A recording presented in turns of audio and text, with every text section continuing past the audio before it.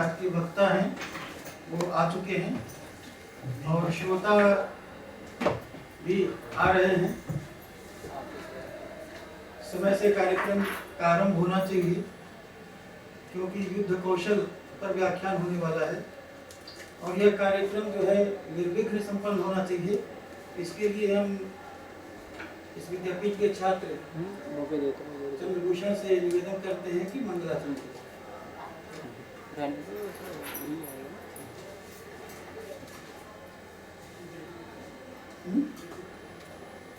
दोनों कर दो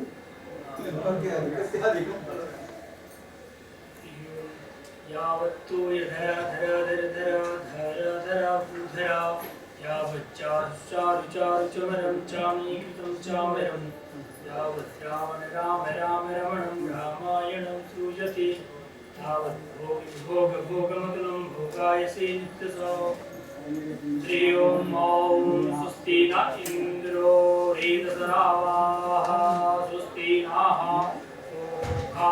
सवावेदाः स्वस्ति नस्तारिच्यो आरिष्टानेमिः स्वस्ति न बृहस्पतिर्दधातु।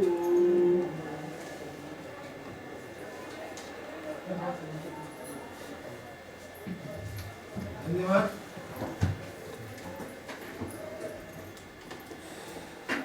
जैसा कि आप लोग जानते हैं, बैठो जो लोग आते हैं IQAC की तरफ से ये आयोजन किया गया है। इसके पहले इसी तरह के 2 आयोजन हुए हैं अध्यापकों के लिए और कर्मचारियों के लिए। छात्रों के लिए कल भी एक कार्यक्रम था जिसमें आप कई लोग उपस्थित रहे होंगे जो यहाँ उपस्थित हैं और आज एक ये विशिष्ट व्याख्यान है जो आप में कौशल को बढ़ाने की दृष्टि से आयोजित किया गया है। IQAC के बारे में मैंने कल बताया था। आप लोगों में से यदि कोई बता सकता है कि IQAC का फुल फॉर्म क्या है, मैं जानना चाहूँगा। कोई अगर बता सके तो आप जो बैठे हैं कोई बता सकते हैं IQAC का क्या पूरा स्वरूप है हिंदी में? बैठो।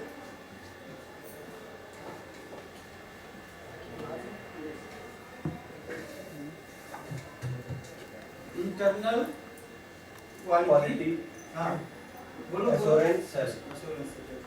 तो बुद्धिमान जो छात्र होता है, मान लो उसे कोई बात बताएगी स्मरण नहीं हो रही है तो कुछ संकेत मिलने पर वो आगे की तरफ बढ़ता है, उद्यत होता है। ये होनहार छात्र का लक्षण होता है और हम मानते हैं कि हमारे छात्र विशेष करके संस्कृत के छात्र, हिंदी के छात्र जो परंपरा से हिंदी और संस्कृत साहित्य का अध्ययन कर रहे हैं, उनमें अभ्यास की, धारणा की विलक्षण क्षमता और प्रतिभा होती है।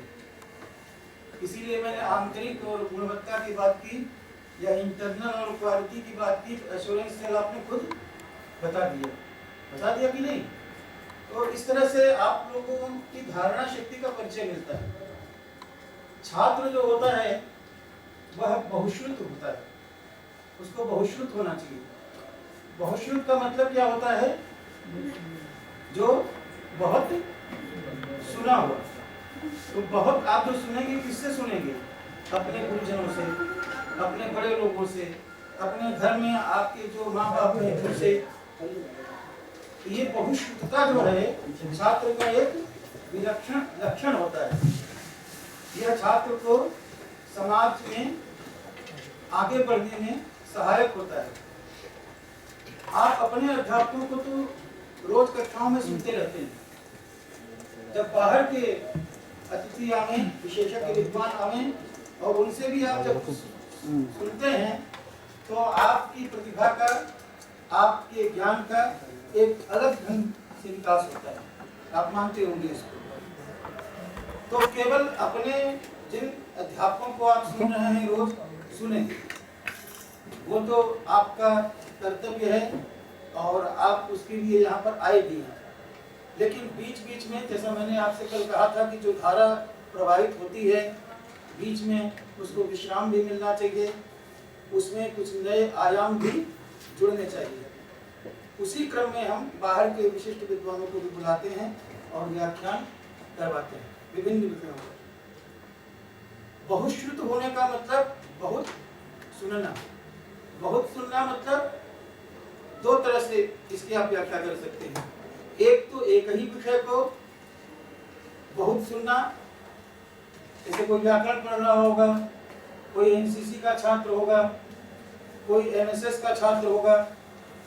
हर एक संगठन से जब आप जुड़ते हैं तो वहां पर उसके बारे में, उससे संबंधित योजनाओं के बारे में, उसकी जो भूमिका होती है उस संस्था का या उस अध्ययन का जो उद्देश्य होता है उसके बारे में आप बहुत कुछ सुनते हैं।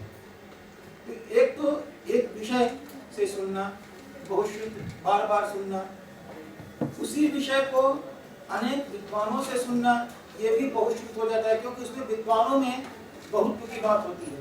बहुत लोगों से सुनना।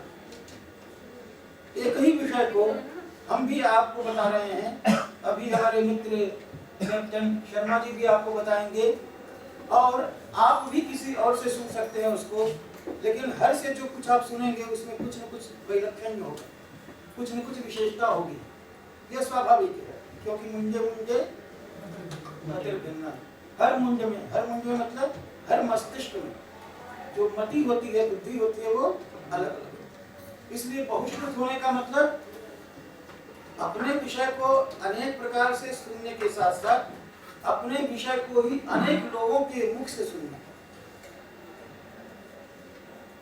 और इस संदर्भ में बताया गया हमारी परंपरा में कि जैसे चंचरीक होता है। चंचरीक का मतलब जानते हैं? चंचरीक नहीं मालूम? भ्रमर, भ्रमर का मतलब मालूम है? भ्रमर मतलब घूमना। भ्रमर एक शब्द है जो एक विशेष जीव का वाचक है, उसको द्विरेक भी कहते हैं। मालूम है? देखो, एक ही चीज को कितनी तरह से आप सुन रहे हैं। भ्रमर कहा, चंचरीक कहा, लोग कहते हैं कि विद्वत चरण चंचरीक, तो चंचरीक भी उसको भ्रमर को ही कहते हैं। जोर से बोलो, खड़े होकर के बोलो। चंचरीक मतलब, हाँ, तो वहां पर चंचरीक का तात्पर्य क्या है? भ्रमर से। द्विरेक भी भ्रमर को कहते हैं। और भी कुछ शब्द मालूम है? मधुप भी शायद उसको कहते हैं। हाँ, ये सब बहुत से शब्द हैं। एक ही व्यक्ति के बारे में, एक ही जीव के बारे में आप बहुश्रुत हुए कि नहीं? बहुत शब्दों के माध्यम से आपने उसका परिचय किया कि नहीं? यह भी एक बहुश्रुतता होता है, और इससे भी आपका ज्ञान, आपका शब्दकोश बढ़ता है। तो इस तरह से हमें अनेक प्रकार से, अनेक वातावरण में, अनेक संस्थाओं के माध्यम से, अनेक गुरुओं से संपर्क करके अधिक से अधिक सुनने का प्रयास करना चाहिए। पढ़ने के लिए, अध्ययन करने के लिए यदि सबसे अच्छा कोई माध्यम है, सबसे अच्छा कोई तरीका है, तो वो सबसे पहला कार्य क्या होता है? सुनना। सुन करके ही सबसे पहले बालक बोलना सीखता है। तो सुनने की बहुत बड़ी महत्ता है हमारी संस्कृति में, हमारी परंपरा में। आपने सुना है ये श्रुति वचन, आत्मा वा अरे द्रष्टव्य श्रोतव्यो मंतव्यो निधिध्यासितव्य। इसका मतलब बता सकते हैं? हमारे देश में प्राय जितने ऋषि और महर्षि हुए, ये ऋषियों का देश कहा जाता है, तपस्वियों का देश कहा जाता है। ऋषि और तपस्वी वे क्यों कहे जाते हैं? कभी आपने गंभीरता के साथ विचार करने का प्रयास किया है? इसलिए कहे जाते हैं कि वे हमेशा निरंतर तत्व चिंतन में लगे होते हैं। तत्व है क्या? तो तत्व मतलब आत्मचिंतन। आत्मचिंतन मतलब आत्मा का साक्षात्कार। आत्मा का साक्षात्कार कैसे होता है? जब इस बात को हम बताने का प्रयास करते हैं अपने छात्रों को, तो वहां पर वेद कहता है आत्मा वा अरे द्रष्टव्य श्रोतव्यो मंतव्यो निधिध्यासितव्यः। आत्मा वाले गार्गी को संबोधन करके याज्ञवल्क्य कह रहे हैं इस उपनिषद वाक्य में कि अरे गार्गी, आत्मा द्रष्टव्य, आत्मा को देखना चाहिए, फिर श्रोतव्य, सुनना चाहिए, मंतव्य का मतलब मनन करना चाहिए, और निधिध्यासितव्य, मनन जो किया उसका बार बार आप पुनरावृत्ति कीजिए, चिंतन कीजिए, निधिध्यासन कीजिए, उसका ध्यान कीजिए। तत्र प्रत्ययिकतानता ध्यानम, ये योग दर्शन कहता है। योग दर्शन क्या कहता है? जो विषय आप जानना चाहते हैं उसके बारे में बार बार सोचना, बार बार उसी वस्तु का, उसी तत्व का ध्यान करना, ये होता है निधिध्यासन। तो आत्मा क्या है, ये बहुत बड़ा प्रश्न है। इस प्रश्न को लेकर के ही हमारा भारतीय चिंतन विशेष करके प्रवृत्त हुआ, और उस चिंतन को हम कहते हैं दर्शन। कितने दर्शन है आपको मालूम है? 6 दर्शन। और 6 दर्शन का काम क्या है? आत्मचिंतन, आत्मा का चिंतन। अब ये शुद्धि कहती है कि द्रष्टव्य है, श्रोतव्य है, मंतव्य है, निधिध्यासितव्य है। मैंने अभी आपसे कहा कि आपको सबसे पहले कुछ सीखना है तो सुनना चाहिए। यदि आपको गुणी बनना है तो सुनिए। सामान्यतः भी कहते हैं अपने लोक व्यवहार में भी, गांव की भाषा में भी, सुनिए और गुनिए। पहले सुनिए फिर उसको गुनिए, कहते हैं कि नहीं कहते हैं? फिर यहाँ ये शुद्धि वाक्य में कह रहा है कि श्रोतव्य की जगह पहले द्रष्टव्य कह रहा है। आत्मा वाले द्रष्टव्य है, श्रोतव्यो मंतव्यो निधिध्यासन। आप लोग ये बता सकते हैं कि बिना सुने, बिना मनन किए, बिना ध्यान किए दर्शन कैसे किया जा सकता है? वो एक